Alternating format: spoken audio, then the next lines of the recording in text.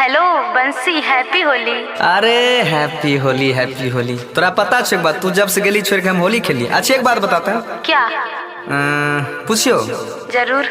बता देबे बता देबे। क्या पूछना चाहते हो? अरे तू बोल भी तबे बोलबो। पूछो तो।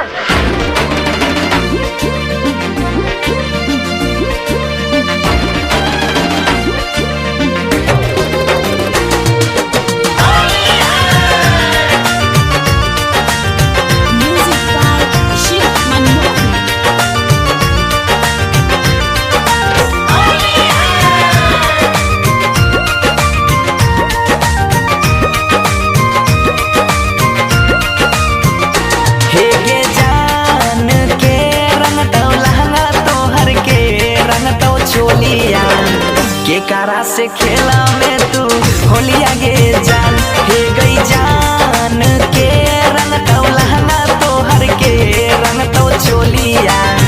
केकरा से खेला में तू होलिया गे जान,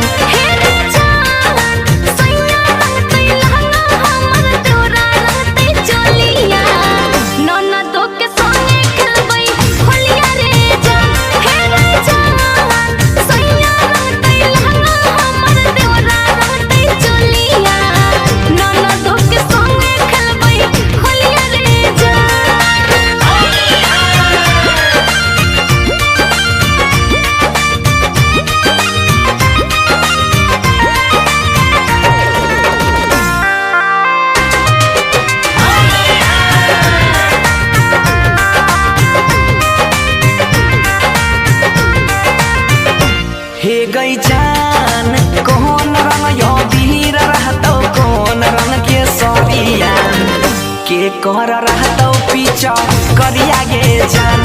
हे गई जान कौन रंग यो बीर रहतो, कौन रंग के सरिया के कर रहतो पीछा करिया गे जान।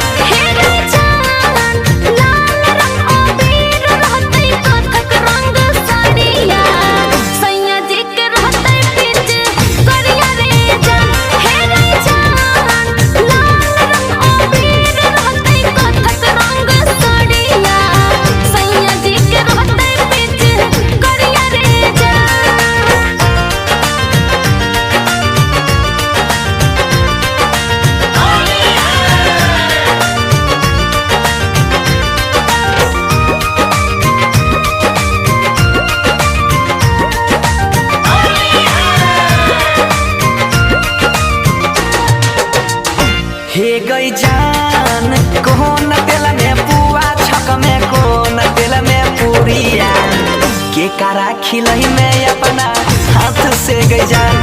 हे गई